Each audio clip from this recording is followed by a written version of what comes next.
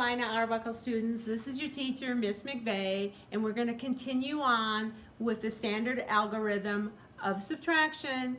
But tonight we will be learning about subtracting 4-digit numbers instead of 3-digit numbers like we have been working on. All right, so let's get started. Here's our problem, 1,612, and I'm going to be subtracting 726. So I look at the digits in the ones column, which I'm going to be subtracting, and it's 6 and 2. So technically, I'm subtracting 6 from 2, but I cannot do that because 2 is a smaller digit. So I must regroup. And so I need to borrow or regroup from the tens column right here. So this is going to make the tens a 0 now.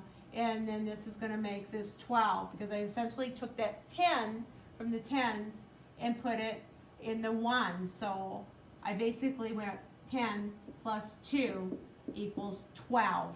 And so now, since 12 is bigger than 6, I can subtract. 12 minus 6 is 6. All right?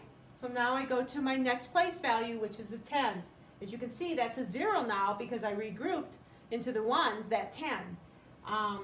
So 2 from 0 I cannot do, so I'm going to have to regroup again from the hundreds. So I'm taking 100 out of the hundreds, which leaves that with 5 or 500, and I'm taking that 100 that I took and putting it into the tens. So technically that is 100 plus 0 equals 100. All right? So now I'm taking 2 or 20 from 100, which is technically 80, but in this, it's just 10 minus 2, which is 8, because we're just working in the tens position, place value.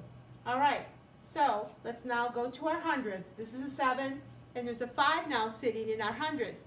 Since 5 is smaller than 7, I have to regroup again. So I have to regroup or borrow from the thousands. So that's going to make the thousands a 0 now. And now the hundreds is going to have 1,000 in it.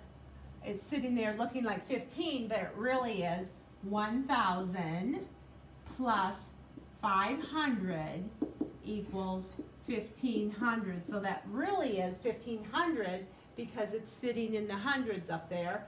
And this is really 700 because it's in the hundreds. So I'm subtracting 700 from 1,500, or 15 minus 7, which is 8. And now I go to my thousands. I don't have any numbers down here in my thousands, and then I don't have any thousands left because I borrowed and placed it into the hundreds. So basically my answer ends up being 886. Now to check to make sure I did all the regrouping correctly and that I did all the subtraction correctly, we're going to use inverse operation, which, as you know, is going to be addition because we use the opposite method to check it. In this case, it's going to be addition. The opposite of subtraction is addition, or the opposite operation would be addition. So I have 886, and I'm going to add 726. And we're hopefully will come up with 1,612 if I did my problem right. So let's see. 6 and 6 is 12. Regroup.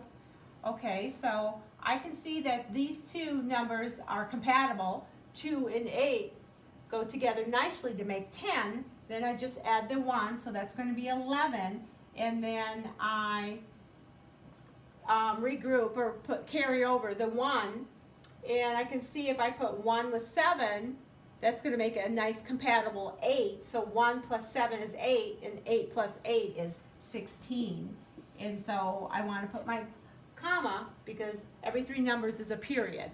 All right, so 1,612, 1,612. Yes, it checks. I did my math right. Yay! Okay, if you would like to try this at home, I'm going to give you 2 problems. So I'm going to write them up right here. So your first problem is 5,621, and I want to subtract 3,700 52. So that's problem number 1, if you would like to try this at home tonight.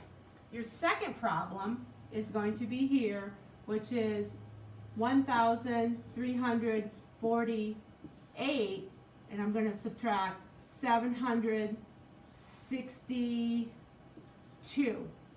So here are your two problems that you can practice subtraction using the regrouping, since a lot of these digits are smaller in the top number. So I will see you tomorrow in class, and have a great evening.